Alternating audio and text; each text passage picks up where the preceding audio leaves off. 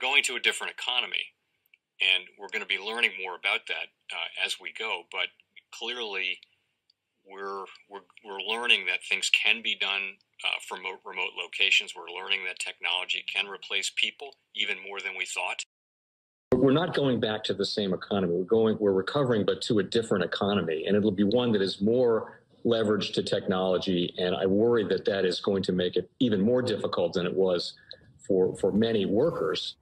In Silicon Valley, and my friends who work in technology know that what we did to the manufacturing workers, we are now going to do to the retail workers, the call center workers, the fast food workers, the truck drivers, and then even bookkeepers, accountants, insurance agents, lawyers, and on through the economy.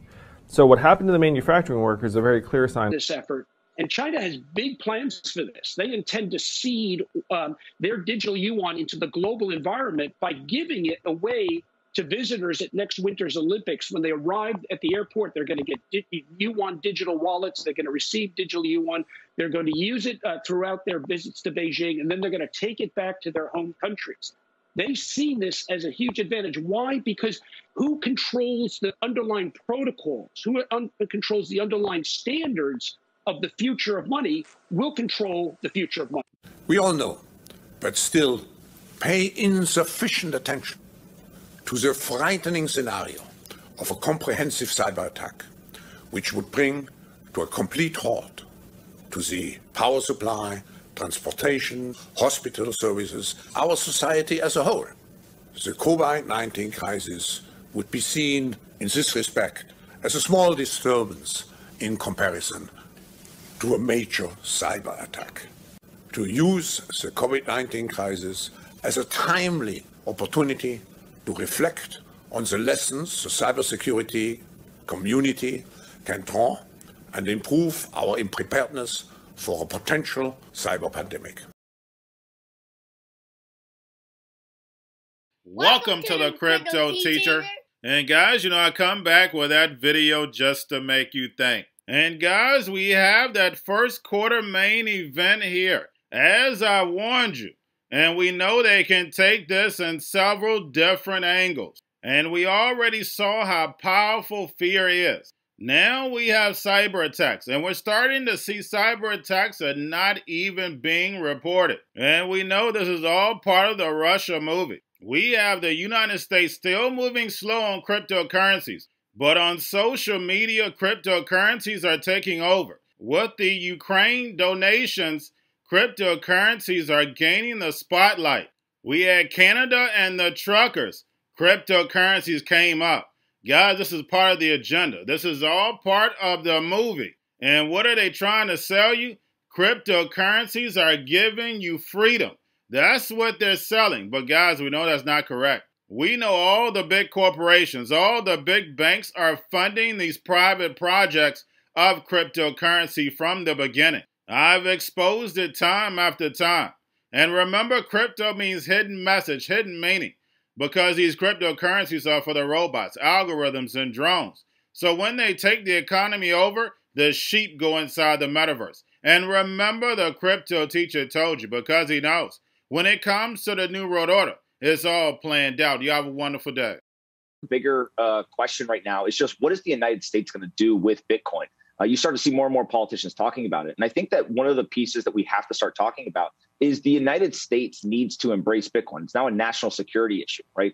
On the off chance, 0.01% chance that the US dollar ends up not being a global reserve currency used by every single country in the world, the next best option is for the United States to be the biggest player, the largest holder of a decentralized digital currency that no one controls. And right now, the United States doesn't have kind of a single strategy here. We now have about 30% of hash rate in the US, but I think we need to get very serious about what is our Bitcoin strategy as a nation state. How are we going to be a leader here? Because ultimately, Bitcoin is an American technology from an ethos standpoint. It's about censorship resistance. It's about free speech. It's about self-sovereignty and individual rights. And I think that the U.S. should play a very, very big role in this going forward. Bitcoin is best thought of as property, not a currency.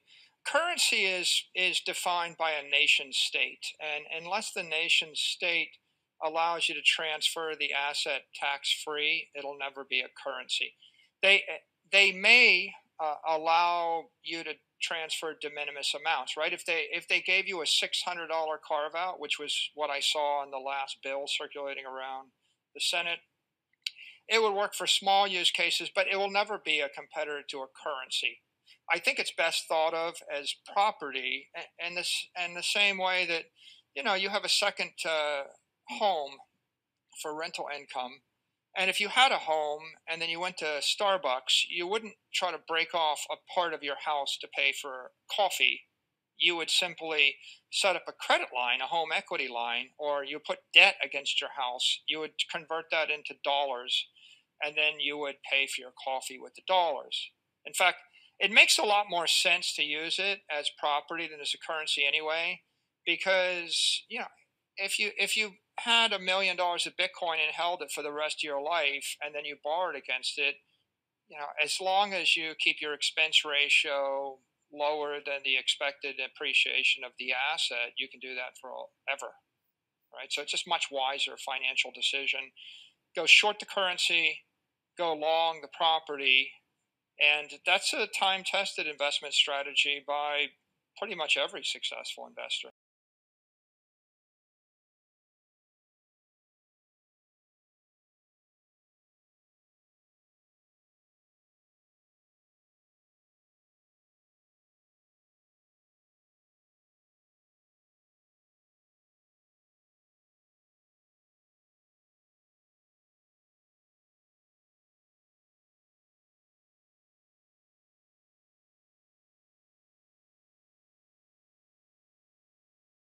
Most powerful person in the world is the storyteller.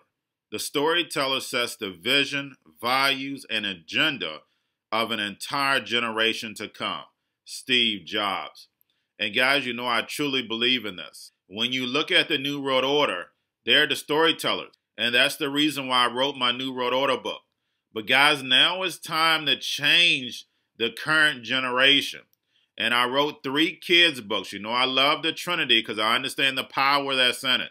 So I have 3 books. We have an opportunity to change the generation, to educate, not just me, but I want to show you that I take action on a daily basis. And I want you to take action on a daily basis. Whether it's your job, whether it's in your community, we have an opportunity right now to educate the masses. I posted this on my Twitter account. Please share, but this is a short clip of the 3 books. There's going to be a clothing line and action figures. Please get these books for your kids, nephews, cousins, friends, so therefore we can start the re-education now. Because as we see, the 4th Industrial Revolution foundation is definitely here. Robots, algorithms, drones, taking humanity out the picture. We have to re-educate. But let's get into the video. Part 1. King Joshua and Grandma Tam save the village. Part 2. King Joshua and Grandma Tam save New York from COVID-33. Part 3. King Joshua and Grandma Tam goes to China. It's mandatory to get part 1, part 2, and part 3 of this series. It's time to re-educate Generation Z.